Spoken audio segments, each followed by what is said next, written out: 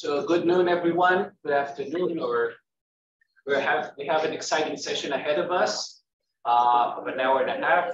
It's composed of 3 speakers, each giving a presentation for 15 minutes from various different regions in the world. The first speaker will be talking about adaptation of solar irrigation in the Middle East. The second speaker will be talking about in Uzbekistan, and the third region will be talking about West Africa.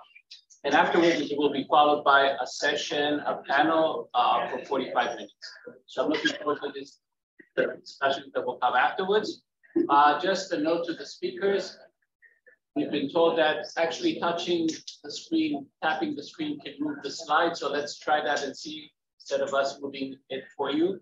So the first speaker, Vinay Nangia, will be joining us through Zoom, and we'll be talking about solar irrigation in the Middle East. Please, Vinay. Thank you so much. Can somebody confirm you can see my screen? We can. Excellent. So let me get started. Let me switch off my camera to save some bandwidth. So greetings to you all. I'm joining you from a tiny island country of Cabo Verde, where we are having the FAO WASAG, the Water Scarcity in Agriculture Forum happening here. So it's quite early morning. It's 5 minutes to 6 a.m. here. So I just want to talk about this project that we have been doing, which is funded by the USAID and in partnership with MIT and Jain Irrigation and our national partner in Morocco, INRA. So I work for ICARDA. ICARDA is one of the 15 CGIAR centers, and ICARDA specializes in dryland agriculture. So it's International Center for Agricultural Research in the dry areas. And I'm based in Rabat, Morocco. And this project, I think, started almost 6 years back. And so I'm sure you all have been hearing about the benefits and restrictions of drip irrigation adoption, that agriculture uses a lot of water. We have to save water. We have to improve the water use efficiency, water productivity, and so on and so forth. So I won't dwell too much into it, but we all know that drip irrigation can save some of the evaporative losses, as well as it can save fertilizers. It can save need for weed management. So there are several co-benefits of adoption of drip irrigation. In spite of that, the adoption is quite low. Most of the agriculture still is done in rain-fed environments, or irrigated environments that you find are mostly flood or furrow irrigation because it makes economical sense. And the problem with sprinklers or drips is mostly the need for energy, the high capital cost involved in adoption, and especially the costs associated with expensive pump or access to energy, whether it's diesel, whether it's solar or on-grid. So if we can work on reducing the need for energy by reducing the need for pressure, we can overcome this adoption barrier to a certain extent. So that's what we worked on with our partners, how we can reduce the need for pressure, high pressure, requiring high energy in the pressurized irrigation systems. So when you talk about the drip irrigation systems, there are 2 types. There is the online and the inline. The online, you see, are nozzles placed on the laterals at a certain distance of your choosing. And inline come with the perforations already marked on the lateral. So they are already placed at a certain distance, and it's mostly meant for crops that are grown very close to each other. So like fruits, vegetables, cereals typically use inline, whereas online are typically preferred for trees, where you have certain spacing between the trees and you need certain number of nozzles surrounding the tree, depending on the soil, depending on the age of the tree, and so on. So we work we started our work with online, and recently we have gotten into inline drippers as well. So typically the way a drip irrigation system works is that you have a source of energy, you have a source of water. The pump lifts this water using this energy source. It passes through the sand filter, the disc filter, the fertigation system, and then through submains and laterals, it reaches the plant that you're trying to grow. Now, when you look at the drippers themselves, there are two kinds: the pressure compensating and non-pressure compensating. The pressure compensating are the modern ones where you have a flexible silicon membrane inside that regulates the flow rate. So if the pressure is too much or too little, it doesn't allow more water to pass through. So it regulates the pressure, and that's why it's called the pressure compensating. It tries to reduce the flow if the pressure is too high, and it tries to maintain the flow if the pressure is low, or it simply stops the water from flowing. Non-pressure compensating are the ones where the discharge is low and unregulated, because as the pressure fluctuates, the flow fluctuates. So what we worked on were the pressure compensating kinds. Now, the pressure compensating, like I was saying, they need a certain activation pressure, like you see here on the graph on the left. At that activation pressure, the pressure compensating drippers start to discharge the flow of water. Anything below that, you don't have enough water. But if you keep increasing the pressure, the flow rate doesn't increase proportionately with it. Whereas the non-pressure compensating kind, the more the pressure, more the flow rate. So what we worked on was this activation pressure. What if you can change this activation pressure? What if you need lesser activation pressure? So this is what we do. We try to shift this activation pressure to a lower number. So typically what you find from NetFM or from Jain Irrigation or other sources is an activation pressure of about 1 bar. Some operate at 0.75 bar, but typically it's in that range. What we tried to do was to reduce this activation pressure to 0.15 bar. So you can see the curve on your screens. So instead of 0.9 bar of a commercial dripper, we tried to create ones that operate at 0.15 bar activation pressure. So they start discharging water when you reach this pressure amounts. So this has led to about 70 to 83% lower need for activation pressure, leading to need for a lesser size pump and lesser need for energy. So we tested these new drippers that were first designed using 3D printers at MIT lab. And then we joined hands with Jain Irrigation to produce the prototypes in India. And then we tested them in different MENA countries. And what we wanted to really test them was for their performance against the conventional commercial drippers, to see even at the low pressure, do they operate as well as the commercial ones? So with less energy, do we get the same kind of uniformity? Do we still get the same kind of discharge? When you put several of them together on a lateral, instead of just 1 or 2 in a lab condition, when you test them in a farmer's field, where you have heat, you have dust, you have bugs, you have all kinds of other interferences, do these drippers perform as well as the commercial ones do? So what we started with was try to see when you put them in a large field together, then what happens. So here is a screen. Here's the location where we have tested. So we have about 5 locations in Morocco, and we have 3 locations in Jordan. Jordan part is handled by a partner of ours, but Morocco we do ourselves.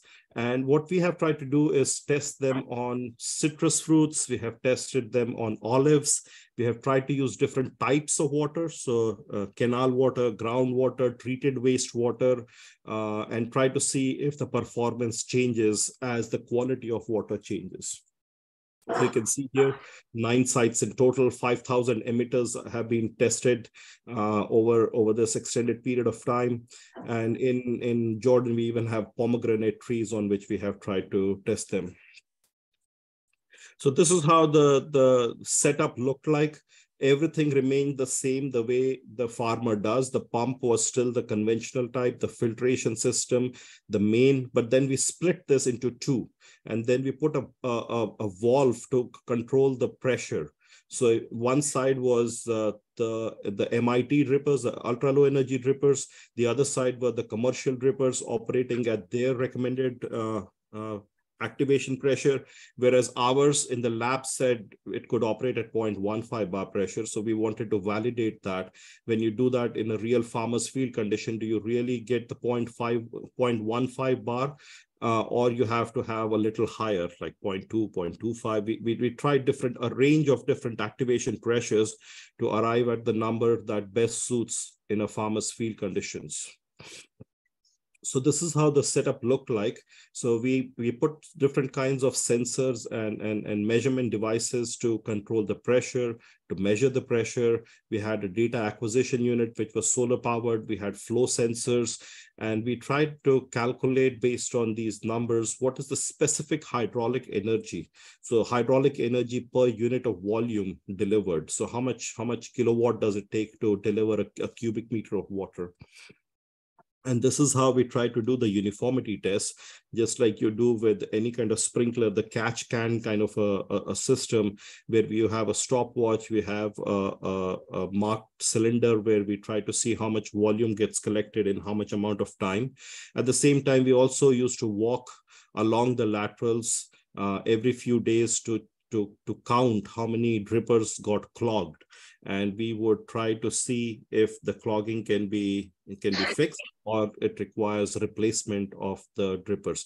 And we were doing exact same exercise for the commercial ones also, just to see if the clogging is more in the case of ultra low energy drippers, or it's as much as the commercial ones. So we were not trying to produce a superior product. We were just saying that with 85% lower pressure also, you can get as good performance as the commercially available drippers. So these are the results from this trial. And you can see the commercial drippers had a much higher specific hydraulic energy compared to the low pressure drippers, except one case in the site number 5 where there was some malfunctioning and too much of pressure was used. It was a problem with the trial. So ignore site number 5 results, but rest of all follow the conventional wisdom, the results that we found in the lab testing, that on average 43% reduction in hydraulic energy was noticed from the very first year itself. And as time progressed, we tried to fine tune these numbers. We tried to have a better handle on the pressure. We tried to have a better handle on the clogging issues. During summertime, we had lots of ants crawling in. We had some dogs and puppies sucking into the nozzles. All kinds of things were going wrong in the beginning that we tried to get good handle over. And then by second, third year, the results started to improve even further. So here you can see years 2 and 3. So higher savings in year 2 and 3 due to more consistent pressure regulation. And then the hydraulic energy increased, the saving increased to 69% by third year. Vinay, 3 minutes.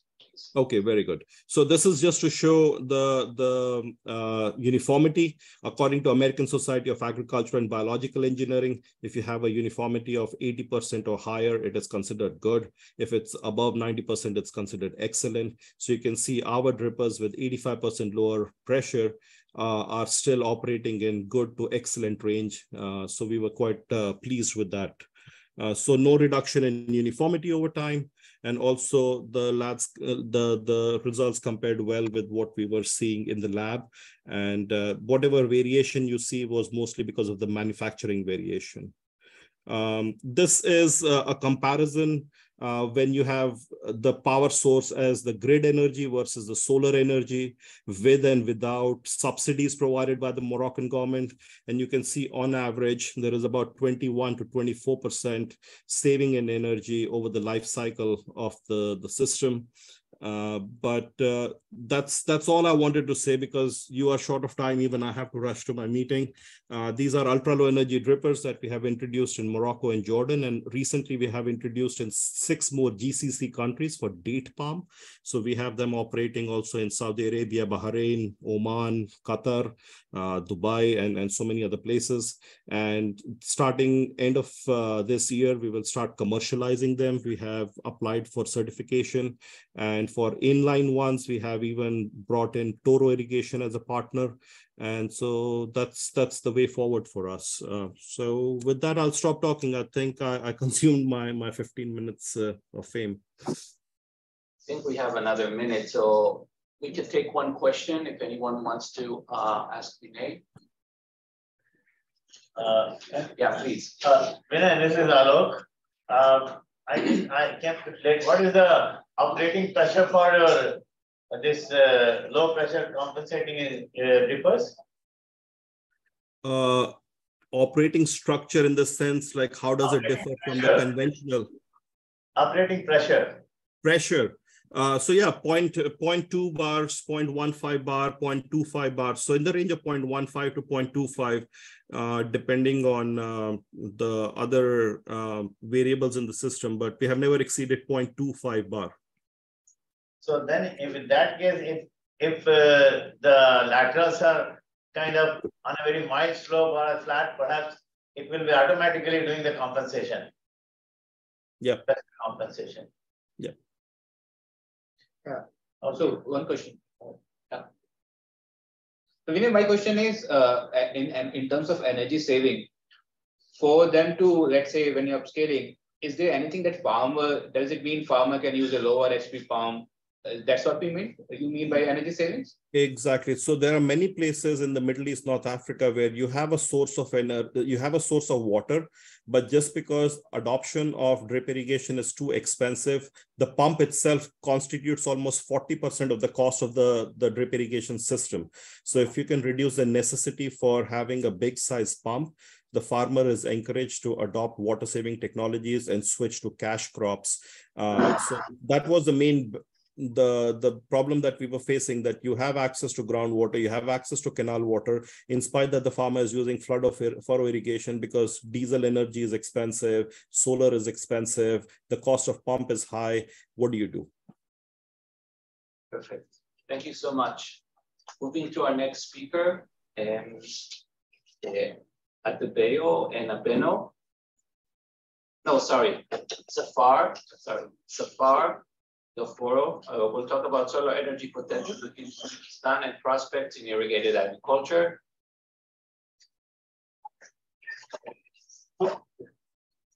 Yes, sir.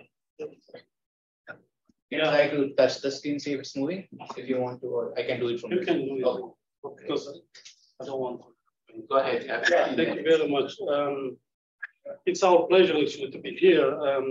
I'm with my colleague Saida Usmanova, so together joining in this forum. And from this 1.5 days, we learned a lot actually. So we are kind of Central Asia fairly behind on introducing this kind of technologies, power system, linking this system into pumps and things like that.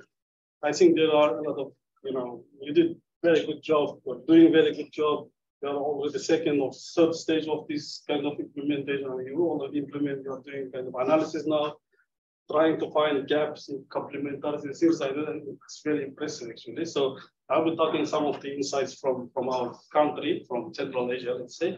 So if we move to the next slide. So this is just general information what IWMI is doing in Central Asia. So we have a mandate of working in 5 different countries in Central Asia: Uzbekistan, Kazakhstan, Tajikistan, Kyrgyzstan, and Turkmenistan. So we have been operating there since 2001, already 21 years, and implemented nearly 20 projects. But most of them are focused on, effective water management, institutional identifying best practices, climate change, remote sensing, data management, data sciences, right? So, but we are now trying to extend our focus on particularly the solar system. I mean, introducing solar system into our region and make some complementaries on energy system for the pumping of water resources in our region. So if we move to the next slide, the general map of, it shows the RLC basin. So I'm sure many of you know RLC basin. So there are, 8 million hectares of land is irrigated. So there is less precipitation during summertime. So each hectare has to be, each land has to be irrigated, right? So, and Uzbekistan is in the middle, and half of this basin, I mean, irrigated area of this basin is located in Uzbekistan. So the main irrigation is furrow irrigation, what we call is traditional irrigation. Majority land is in kind of furrow irrigation. But in recent years, there are decrees and legal aspects from the government that we have to focus on drip irrigation and furrow gated pipe irrigation, like innovative technology in order to save the water, because water scarcity is becoming worse year to year because of climate change, global warming, degradation of glaciers. So that's why we're focusing on implementing and introducing innovative technologies so that we have more crop per drop. And if you move to next slide, so the Uzbekistan's, not only Uzbekistan, but overall RRC basins countries' economies heavily dependent on irrigated agriculture. And as I said, Uzbekistan has about 4.3 million hectares of land irrigated.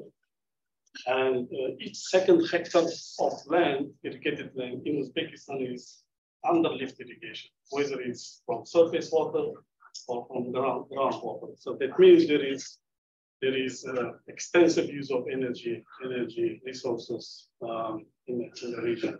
And pump types are various, from machinery pumps, with huge pumping units that lifts water from lower altitude, from surface, from river system, lower altitude to up hills, in order to kind of accumulate water and distribute irrigated areas.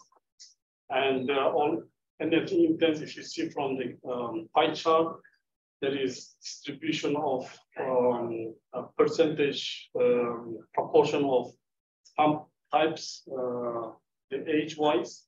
So around 70% of pump is more than 30 years of age. So they are all outdated, inefficiently operating. So the focus is now to replace those pumps to the new ones, new engine kind of pumps that is also suitable to work with solar system. Next slide, please. In the next slide, this is the geographical location of where we have lift irrigation systems using big machinery pumps from river system to up hills. And if you click once, we have the from groundwater pumping systems, the locations, but not all of them are visualized here. We have around 4,000 something pumps across the country. And if you click one more, these are the units, I mean the numbers across the provinces, how many, for example, pump units and pump aggregates will have, pump stations will have, and attached areas, command areas to each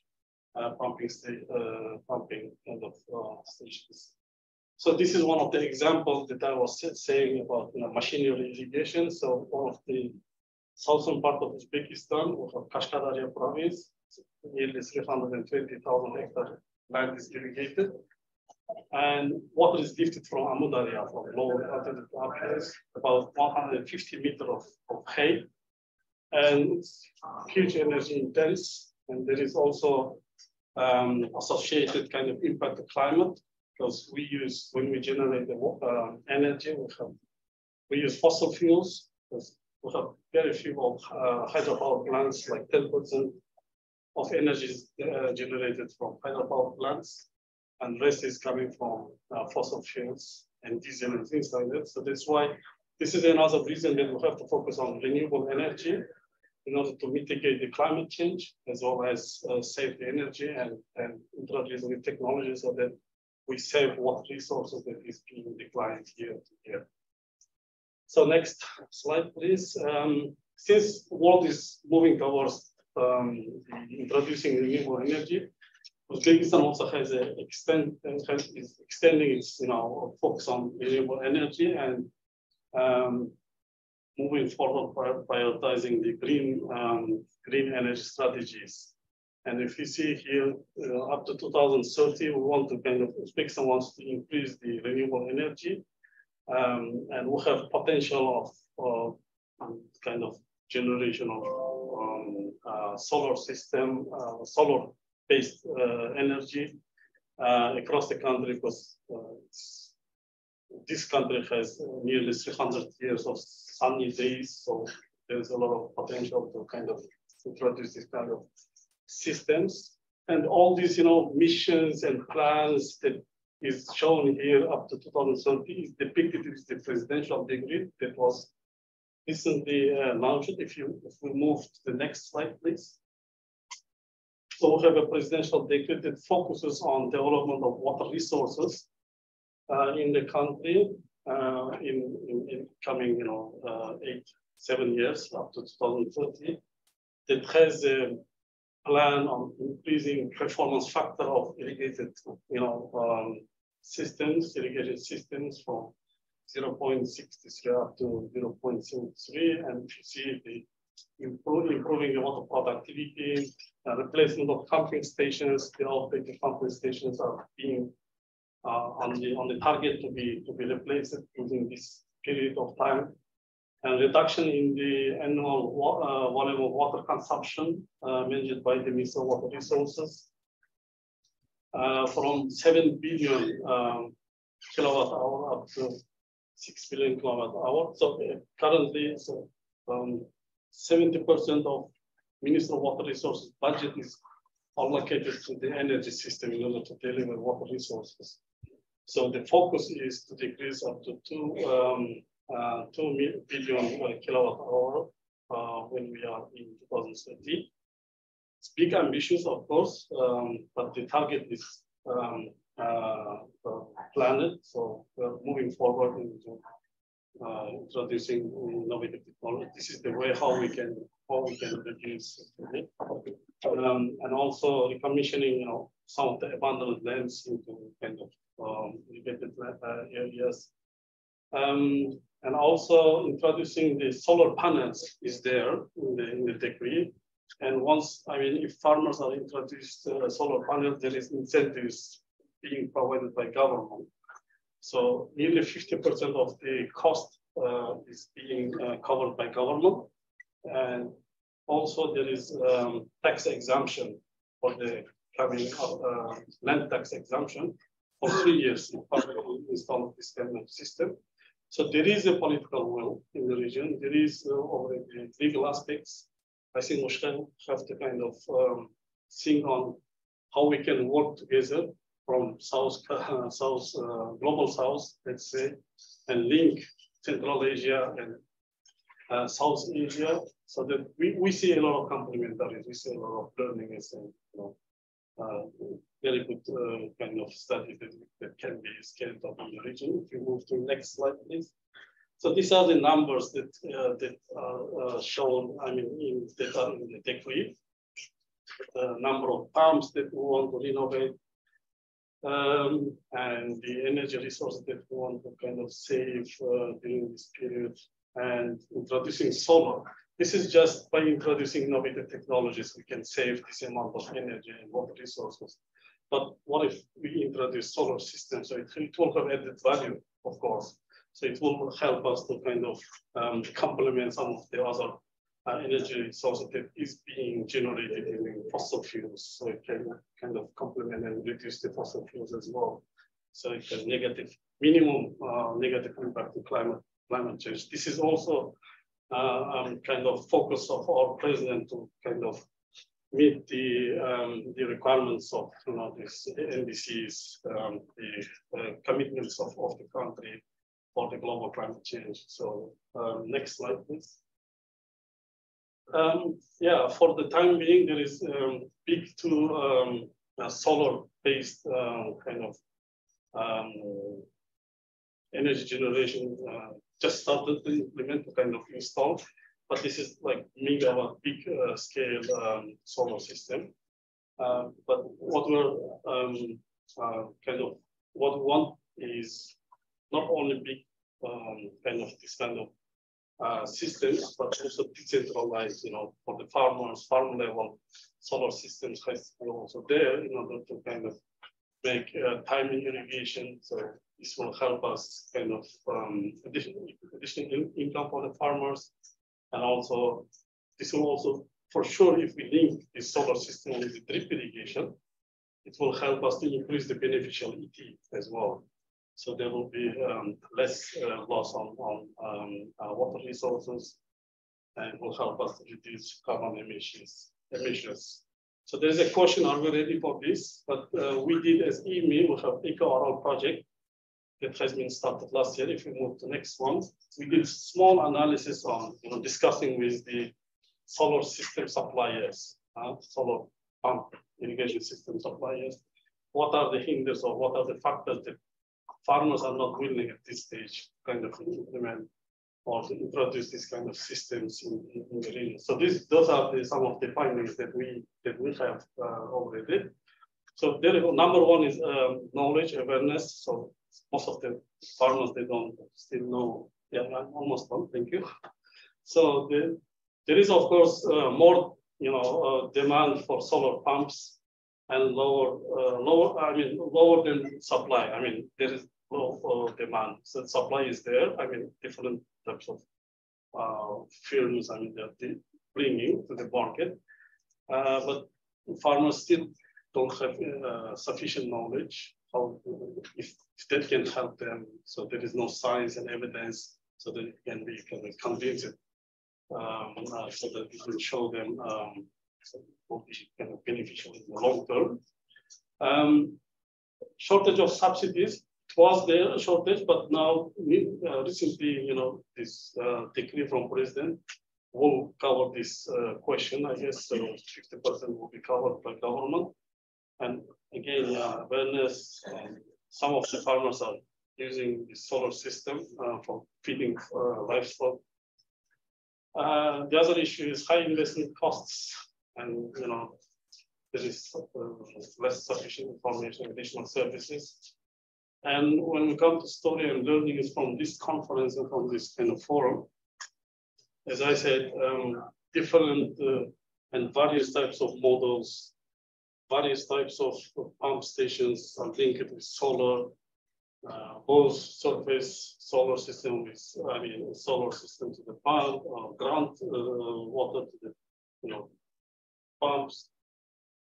There is a lot of learnings, a lot of studies that we can take from here and replicate in our region and scale up there and showcase some of the best findings, best practices from this audience, from this region, so that we have less kind of uncertainties and better kind of implementation in our region.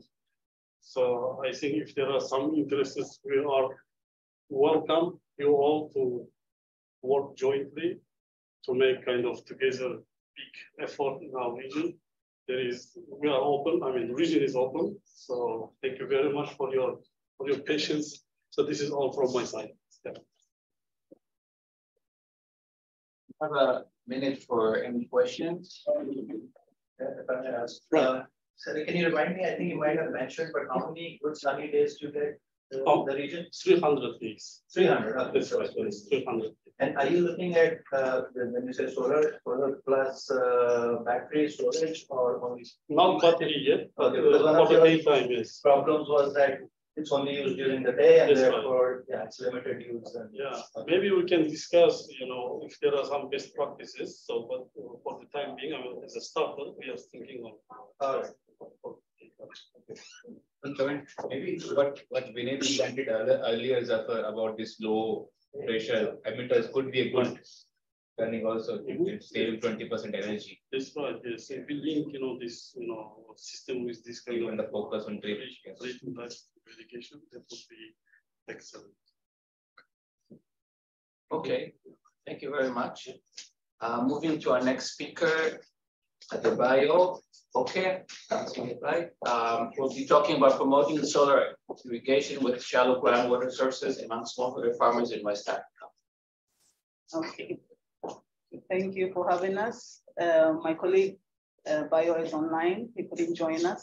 My name is Abna, and I'll take up. Please. So we'll just have an introduction. I'll just introduce you to West Africa briefly, and then we'll take it. So we are made up of 17 countries and covering about 7.3 million kilometers. And that's like 1/5 of Africa. So, you know, we have a potential for groundwater, and about that potential, there are 9.5 megahectares, and then that potential, about 55% of it is just in 3 countries, which is Ghana, Nigeria, and Sierra Leone. So most of the irrigation takes place in these 3 countries. Please go on. You can go on to the next slide. So we're just focusing on groundwater, shallow groundwater in this region. So here in our region, mainly it's still basic. Most people are drawing water using buckets and ropes. And then people who have moved on beyond that are lifting water using diesel pumps. So there's quite a lot of pollution. And then irrigation is also very small because the lifting is drudgery. So we have projects in IWMI that is trying to move people to more improved ways of farming. We've done work in Burkina Faso where we've been able to improve yields, in Mali and Nigeria as well, but it's mainly on motorized pumps and tube wells. We're trying to move on to solar. And African Rising is also helping to improve water use in the region, and we are moving towards solar pumping. We started with wetting from detectors to help use water better in the region. And on ILC as well, we have piloted a lot of bundles, solar bundles. We realized that it's not just about giving the farmer water, but they also have other needs that if we put them together and offer it to the farmer, we're going to get better productivity. Because if you give me water and I don't have enough seeds, if you give me water and I don't apply the water appropriately, I might not actually be able to pay for the fund that you're giving me. So under ALC, we are piloting solar bundles that instead of providing me with one solution, find out what I need in total to farm so that you give me that pack and I pay for it and I'm able to produce and get a better yield. So that's what we are piloting under ALC for West Africa. So this is our solar suitability map. And for Ghana, for instance, the solar technology is extremely good, especially in the northern sector where most of the food is produced. We have very good sun rays. So solar is suitable. It's just about access to the technology. So we have innovations that we are trying to get across. And usually there's a core innovation that we can add on depending on the farmer's need. For the ones we piloted, we started with solar technology and we have segmented the market, and we know that the farmers are different. Apart from solar technology, what else do they need? So the solar technology serves as a core innovation, and then the other things that the farmer needs aside the solar technology becomes the complementary part of the bundle. So it's necessary to bundle because every farmer has different needs. If we provide the solar technology, even the solar technology, they have different needs for that. So we can't provide one solution and think that it fits everybody. So for some people, they might need a financing model. For others, they need to have simple technology that they can use with their solar pump. For somebody, they need a better application of water. So their needs are different. So we match them, their main, we have a solar pump, but solar pump cannot provide all their needs. So it's like a mix and match depending on what the farmer needs. And that's what we're trying to do. So in bundling, we first help to identify the technologies and services that are available within the region that we are trying to get into. And then what are the demands for the various technologies and services. We also identify the main innovation, which might usually is the solar pump. And then with the farmers, we design the bundles that can be offered by the, usually we're using the private sector for now, because we see that that is more sustainable. And with the private sector and the farmer, we design the various bundles and then we test and offer it into the market. So in Ghana and Mali, for example, we have tested these bundles, and then we are at the scaling point. We've been able to tailor for the private sector. Initially, they were offering services mainly for big holders, for commercial farmers, and then for government projects, where they take a very big government project, implement for a number of years, and then they hand it over to government. They weren't selling directly to the farmers. And then for commercial farmers, so the smallholders were just left out of the equation. But then with work from DOC, we've been able to get the private sector to offer bundles that smallholders can afford. And it's based on their needs. So we work with the private sector, we work with the farmers, and we're able to offer them bundles, different sets of bundles. I need a solar pump, but a solar pump with what? Somebody needs seeds, somebody needs a drip system, somebody who prefers a sprinkler. So depending on what they are growing, what they can afford, how much water they need, some are using surface water, others are using groundwater.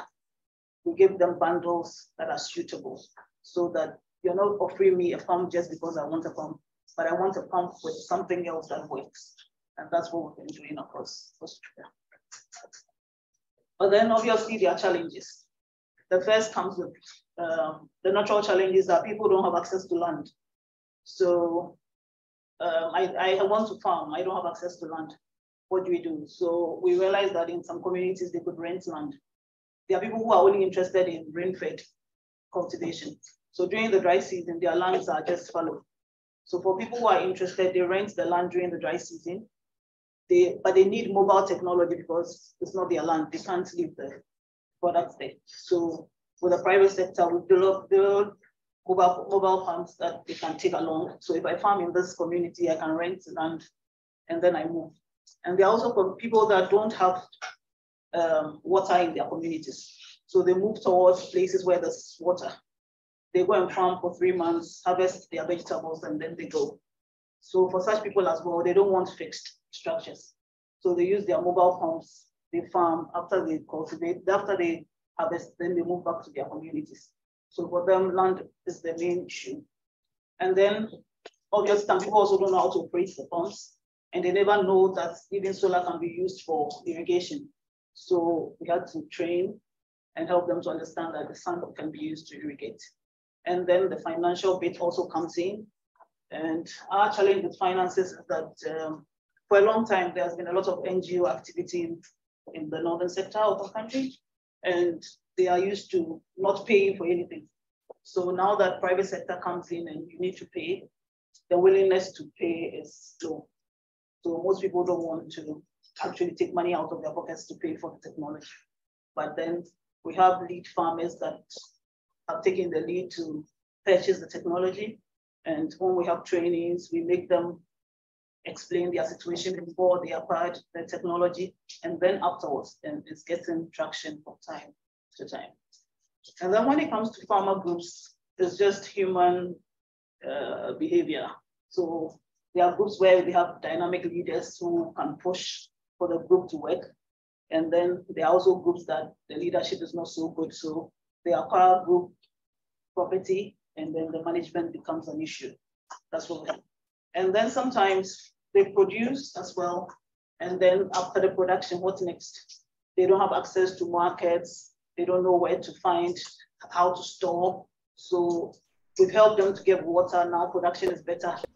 Then there's a glut, and they actually lose money. So we haven't been able to link the market better so that if I get a bumper yield, I can store, I can have access to markets. So that's also a challenge we're facing. And then for packages, from time to time, we've had technology just dumped onto the farmer. It's not fit for purpose. And sometimes it's too complex for the farmer at that stage. They haven't gotten to a stage where they need very complex technology. They need something that is simple, can operate at their own level. They don't feel intimidated. So we're working with the private sector to provide them with technology that fits the stage at which they are. So most of the pumps that we're using is a plug and play. There's no wiring anywhere. You just plug and you drop into the source of water. When you're done, you just take it out. So that it's basic. It provides the work that's supposed to do. It doesn't have any frills, and that's what we are piloting at the moment. And for the smallholders, it's helping them first to augment their water supply, and then be able to crop multiple times. For a lot of them, the dry season was like a time when they don't really crop when it's ready. But now they are cropping multiple times, and then they're also intensifying cultivation.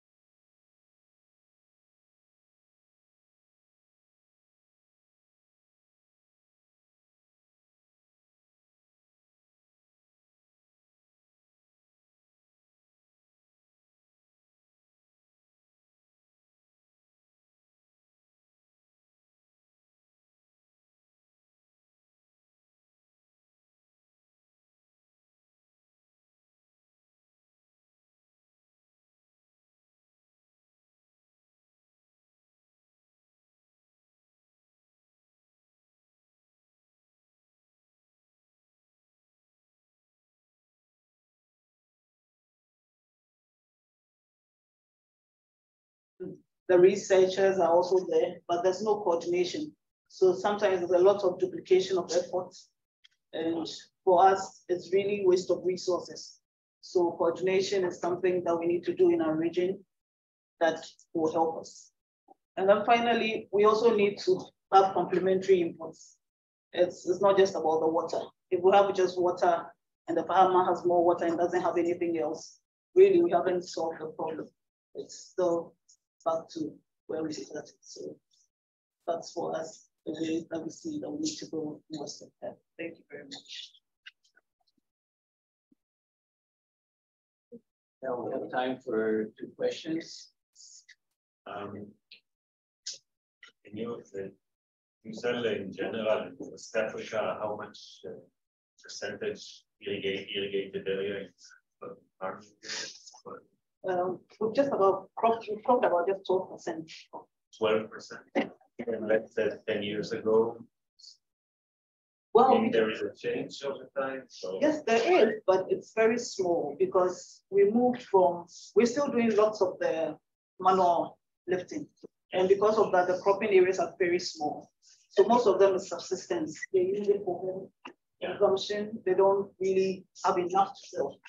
So it's just like I cultivate the next season, I cultivate about the same area. So because of the lifting, the water lifting, the irrigation is so low. So also the plot size is quite. It's like not about half an acre usually. It's very small because of the water lifting.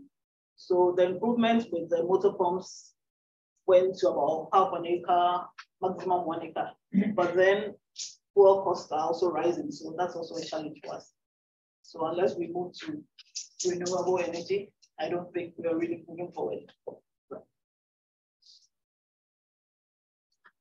Yes, there's a question. Yes, please. Thank you for the presentation. I was very intrigued by this concept of innovation bundles, right? But I'm wondering, so here we put solar irrigation at the center of it, and then design the innovation bundle around it with access to market, capacity building, and all of that. Would you say that we essentially require an innovation bundle for each step of the value chain? So at the production stage, at the storage, processing stage, and then design all these complementary services around that, and then they talk to one another so that there are no bottlenecks. So if you have a bumper yield, there's also enough capacity to store it. There's also market access at the end of it. So how do you see sort of the overall value chain development happening, and how can these bundles be designed in the right way in Ghana or in Mohammad, for example? So we started with IWMI first because that's what we are IWMI. So we started by first researching into finding out the different types of farmers that we had. And we're able to categorize them and know their needs. So for instance, for a farmer who is landless, we know that he doesn't want fixed technology. We know that he cultivates just a small amount of area. So he might not need storage. Yeah, so for such a farmer, we categorize their needs. So we're able to group the number, roughly have about 5 categories of farmers. So we have an idea of what they need to be able to go through the whole cycle. And then what we're doing is that we're trying to invite the private sector so that we don't have to have the government, we don't want to put the government in the equation, because usually when governments change, their priorities change. So it might losing the chain. So we find private sector companies that can fix the loop. So for instance, we started with IMI. Now we have 2 pump distributors on board with our partnership. We have somebody that's providing drip irrigation. We also came on board with GIZ that is supporting with a subsidy.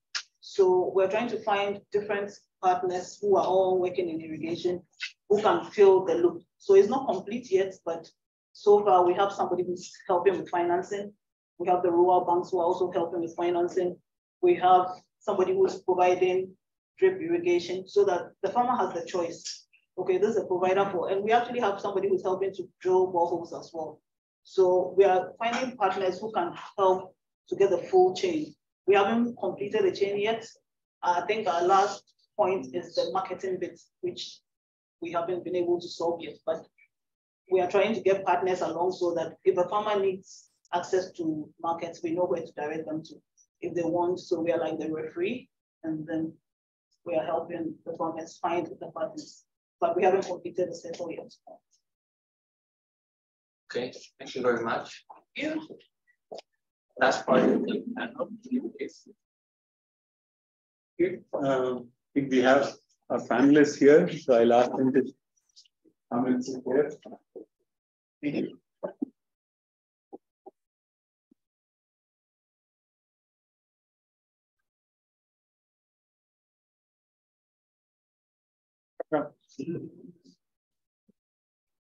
One of our panelists.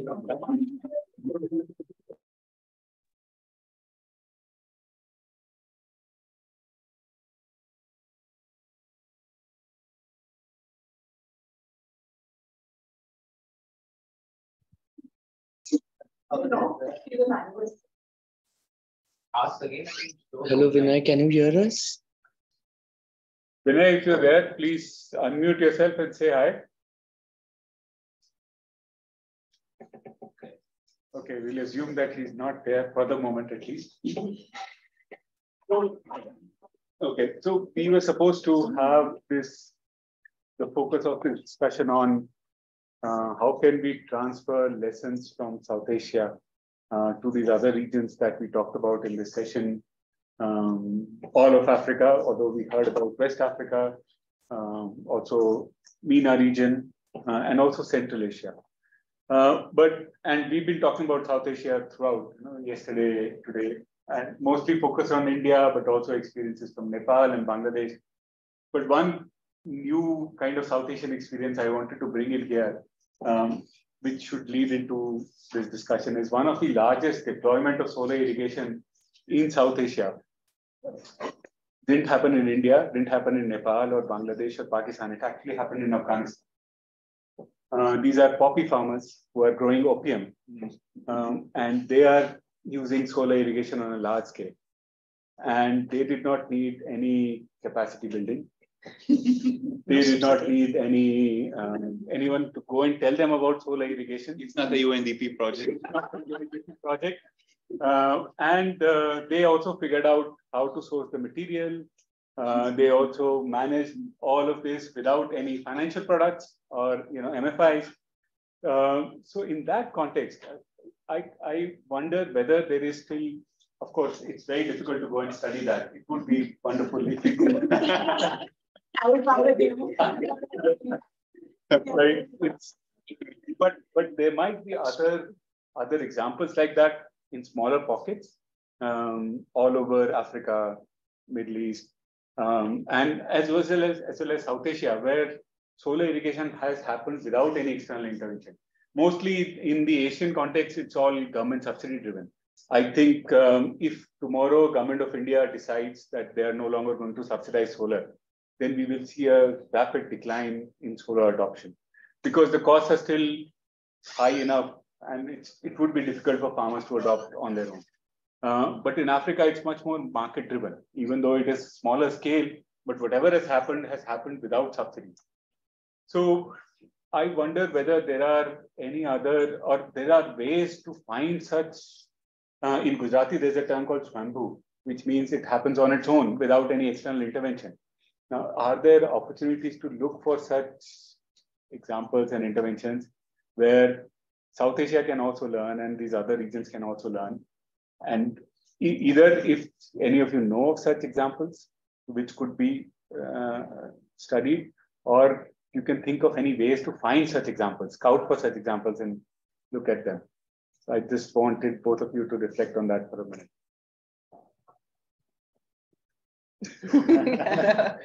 Well, I don't have a response to especially what you're thinking, but I think that question us back to this issue around the adoption. So, well, even in the cases of South Asia, well, maybe except of the case of India, but even for India, yeah, in solar roof there is high level of adoption, but on agriculture that's not so high, and we heard about the difficulties around the adoption of Kusum scheme, etc. And then there are in Bangladesh, same thing. I know that the individual ownership program is slow in adoption. Even the EDCOL program, it's slower than expected. So yes, we have a good example. Now we know what works, and we know what benefits, co-benefits and mitigation and adoption can be. But I'm not quite sure that we understand still exactly what would drive adoption and what would drive upscaling. And that's come back to the issue around the subsidies. Even with the subsidies, these adoption are not that great.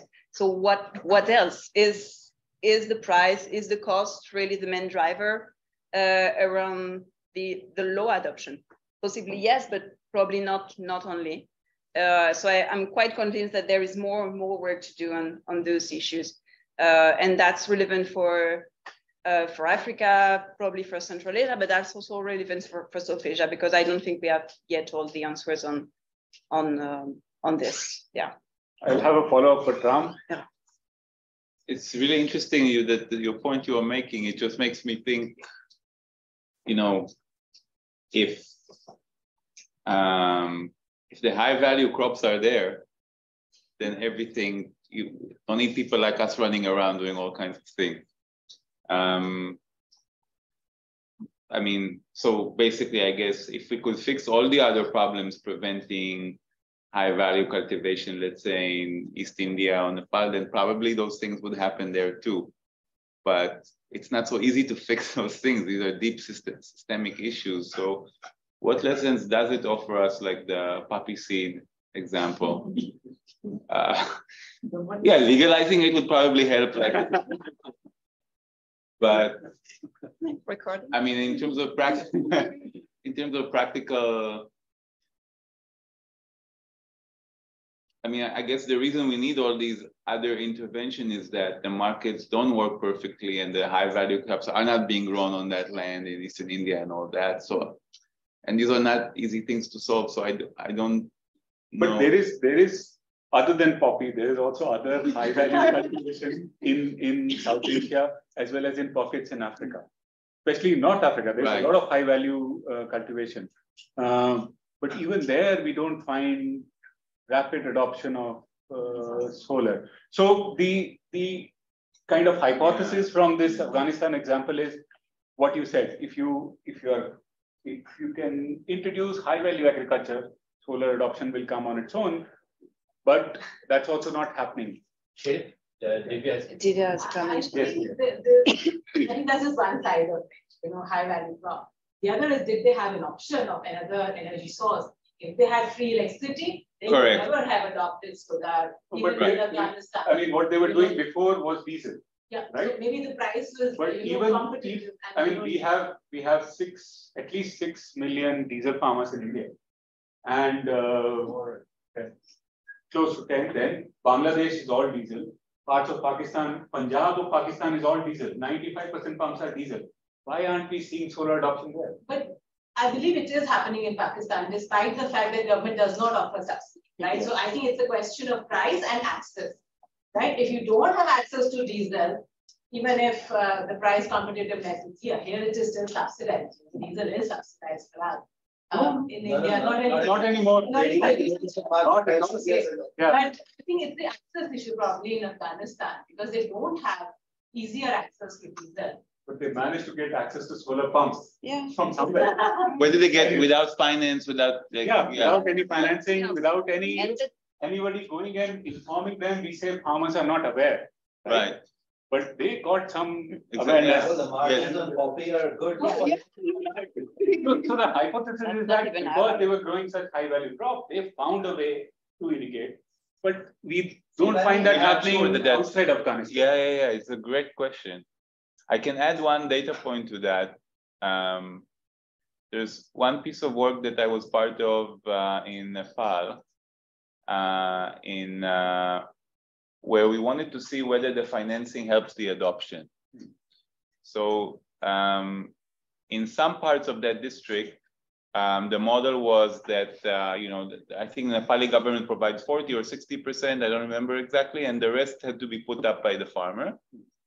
And other parts of the district, it was offered as the remainder was offered as a loan.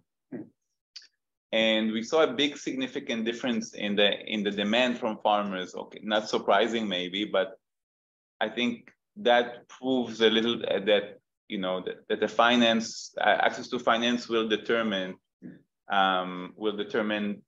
demand does have an impact on demand. So I think we need a lot more of that. I think that's missing, right? I keep harping on that, but I think that's very much missing to understand what kind of things can boost demand. But the question is fascinating that you raised. I think we know very little about like what's the bottleneck. By the way, not just for solar pumps, but for many other productive technologies, right? That on paper seem like they should be preferred. So we have this long-standing question, which we've been trying to fuss around for 10, 15 years now on all kinds of technologies. And it's, on the one hand, you see something spread like fire, right? Farmers know, like Green Revolution seeds, that worked. It was adopted. Mobile phones. And even in some places like drip irrigation. Yeah. See in Gujarat, Maharashtra, some parts of Andhra Pradesh. It actually is spreading quite fast. So when does it spread and why not? I don't know. I don't think we haven't figured this out. I just wanted to sort of piggyback on that. I think the access to finance story is an interesting one, because even in parts of East Africa, where we've seen some of this growth of solar pumping come in, these are really small systems, like 500 watt, 400 watt systems, 30 or 1,000 rupees. And the way Sun Cultures and these guys have been able to do it is that they piggybacked on the pay-as-you-go approach, which they call now pay-as-you-grow. So you essentially just put a little bit of an upfront, no need for a bank, no need for a subsidy. And they started off as a solar pumping company, but now call themselves an agri-tech company, because they realized that they also have to get the pump, do a lot of the innovation ecosystem work that was highlighted, right? And I think that is some lessons there, in that you probably have to adapt a lot of the tech that has to go in. So you can't take the pumps that we use here and just take it there and say, here's the sort of South-South cooperation. A lot of that adaptation. But I think piggybacking on the finance point, I think that's really key, how you sort of unlock that. I swear I didn't ask him to say that, because that's the other thing. When we last year, and Abina was part of it, we tried to understand what's happening in Africa, because IWMI has presence. So we did studies in Southern Africa, East Africa, West Africa, North Africa. But one key difference that stuck to me between what's happening in South Asia and Africa is that in Africa, almost everywhere, the focus is on small pumps. When we talk about solar pumps, we're talking about 300 watt, 400 watt. I think 90% of the market is focused on that. One reason could be, of course, because these have to be market driven. They don't have subsidy support. But in Asia, we find that there is a much more variety in the options available to farmers. I can find a 300 watt pump here also, but I can also do a 30 kilowatt system, right? Now, even with pay-go model, Bangladesh went exactly the opposite way. You have the average size of 20 or 30 kilowatt in ITCOL systems. That's also irrigation as a service.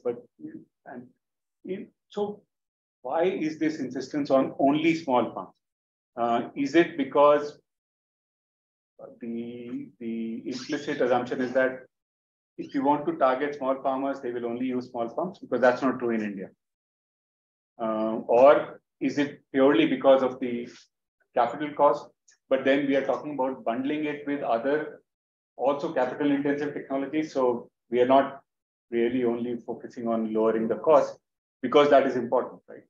So what could be the reason why in Africa, at least, we see purely focus on small pumps, but there is hardly anything on larger capacity pumps, even with enterprise models?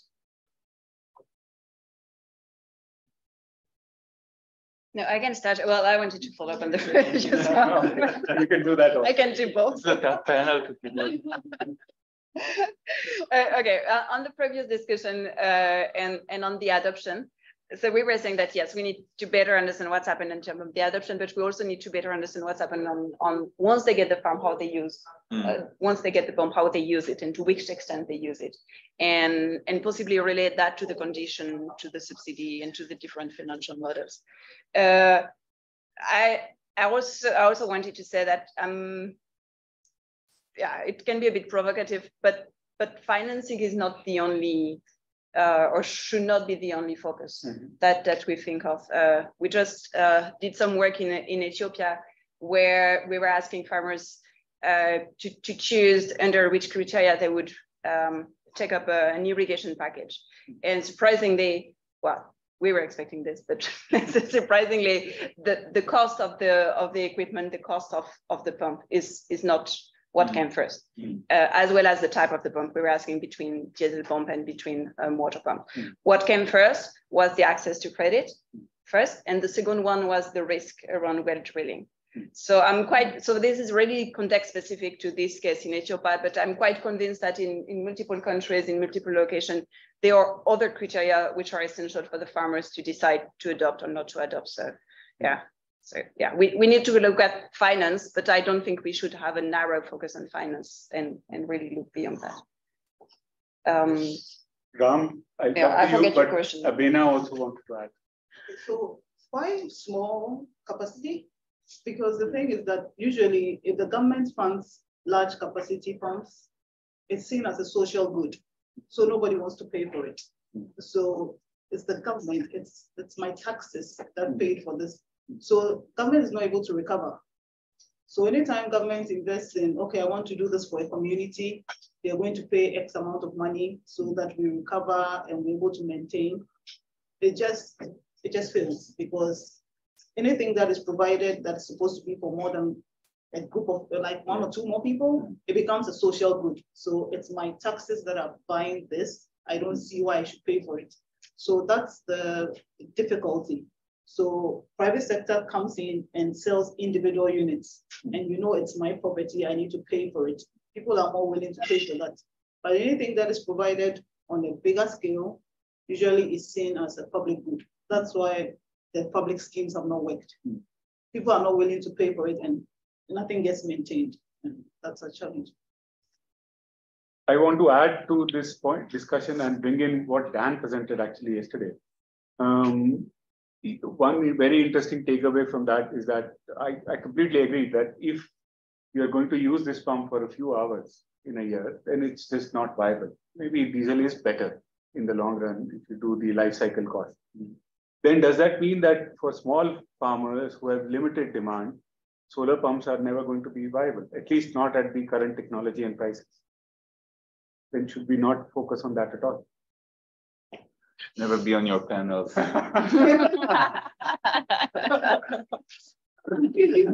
I may help you also. Thank you. But that's why you have to make these assets for community use and not for individual farmer use. That's what we've been doing. So each farm, the 5 HP is shared by 20 farmers and not just by one farmer. Despite that, you get utilization only between 200 and 250 days. So another way to then make it more financially viable is you integrate another appliance on the days your panel is still generating energy and it's not being used. Right, exactly. So those would be some of the, that's the contradicts what Abhina said. Yeah. Right. If you give community thing, then. So managing a community. Talking about the Indian context, her context is different. Also, I wanted to. Even in India, I think that problem is generic. You see that private investment, whether it's a private well or a private pump, it's used much more than any public system. Our public irrigation systems have, worse than most public systems in Africa. So we don't have any better experience in that. So if we are going to create community assets, then that's going to come with other questions, right? Right. And the other part of. In my case, I'm not talking about passing ownership to the community. Right. It's a enterprise of the irrigation as a service model, but through an enterprise, yeah. So I there is O&M for the not to the government. So typically in Africa, what you heard about is farmer-led irrigation. And that's in everyone's mindset, farmer-led irrigation. And I believe that it quite biases our models toward those small farmers, small system, while there are much more institutional models and more technologies which can be, yes, relevant to specific cases. Can I make some? Yes.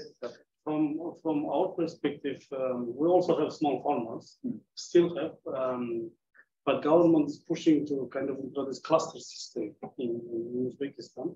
So cluster is like, from zero up to, final products. So they want to, government will not kind of ask anything. So what they are doing is they're taking land from different farmers up to different size of lands, like 3,000 hectares of land.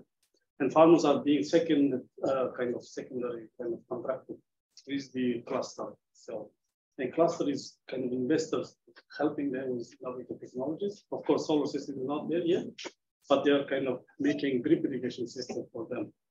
So they are kind of planting and cultivating different types of crops. And these clusters are free to cultivate any types of crop. Not, of course, this crop is not cash crops like pistachios, like these fruits.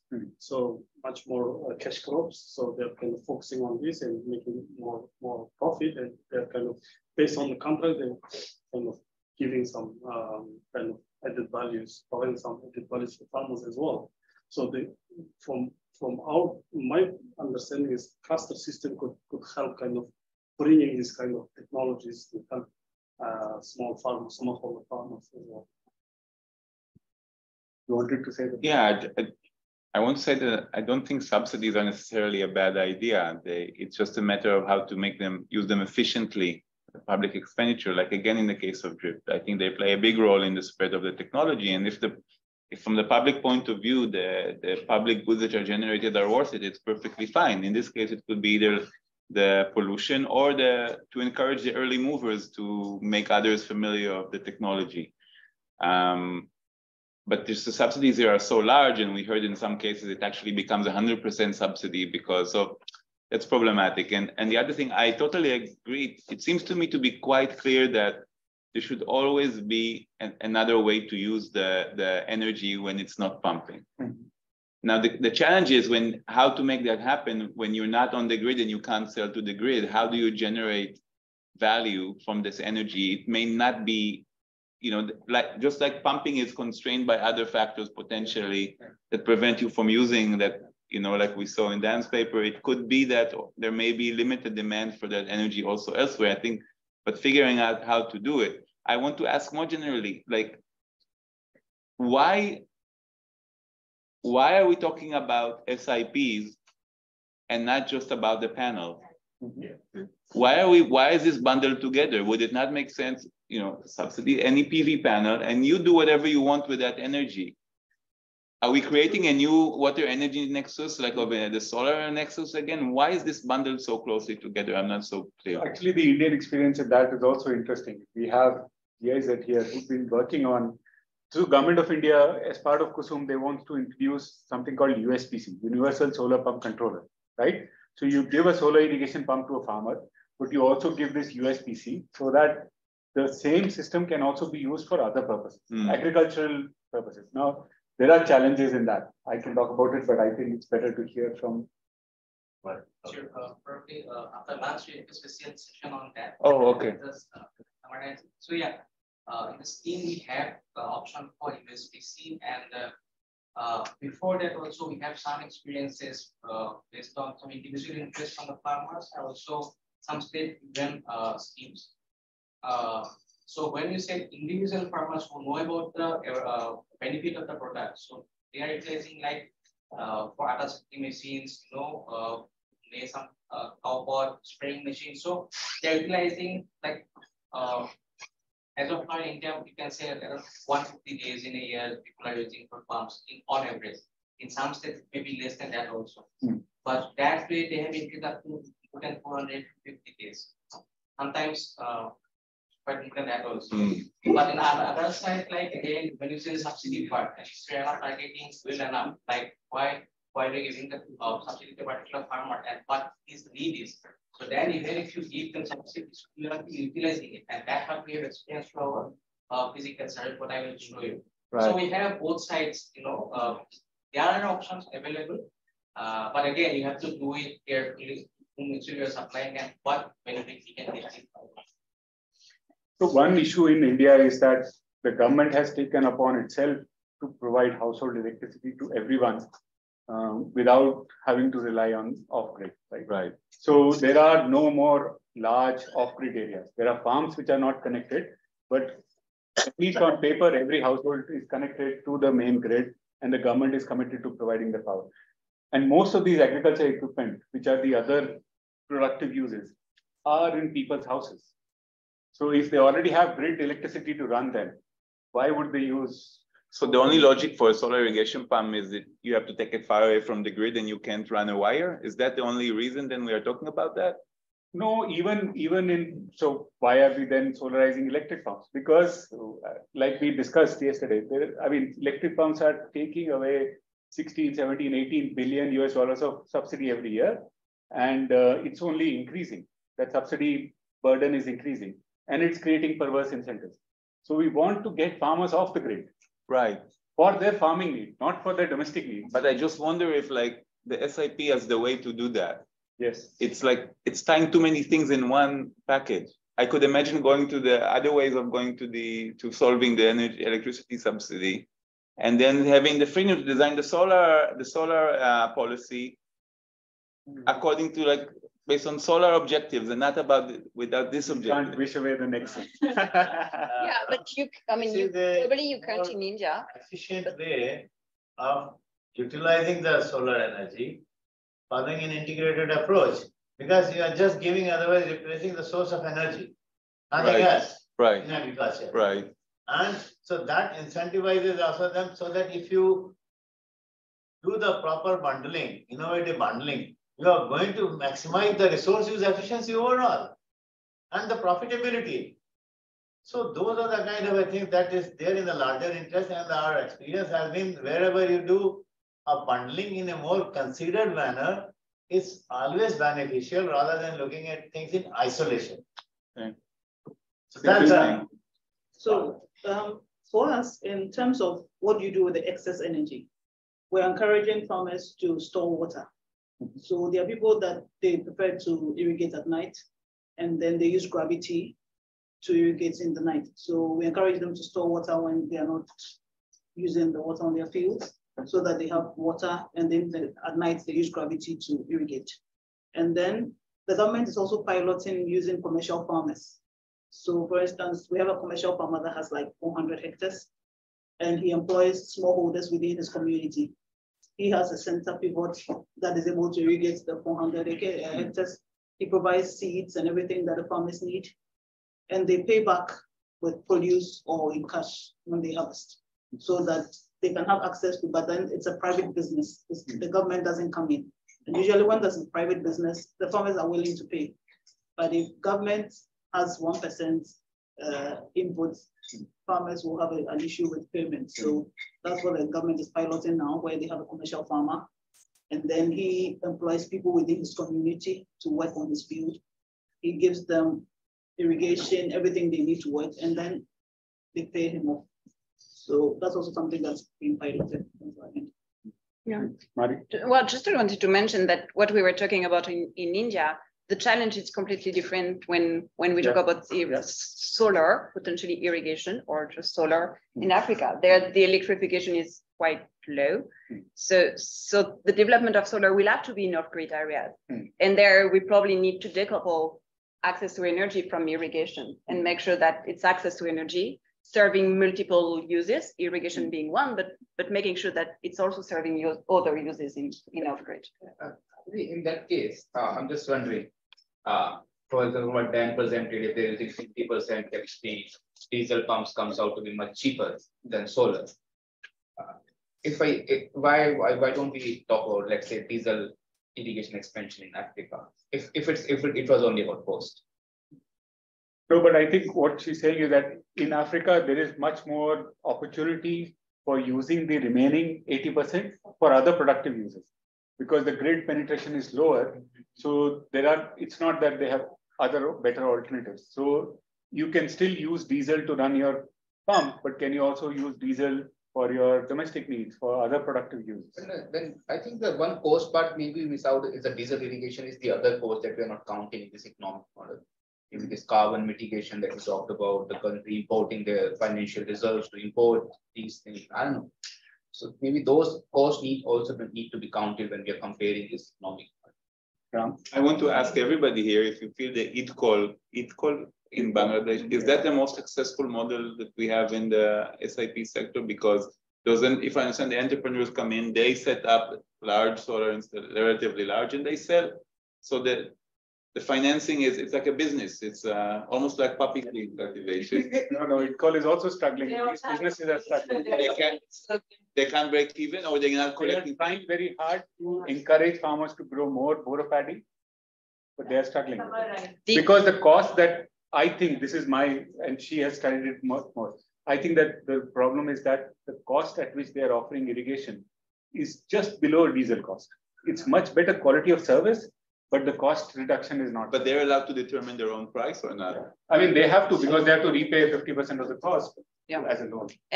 And they are struggling. The sponsors, those entrepreneurs, they're struggling with the financial problem. There's no demand for that water. Again, because it's just paddy that they're growing, not high value, not poppies.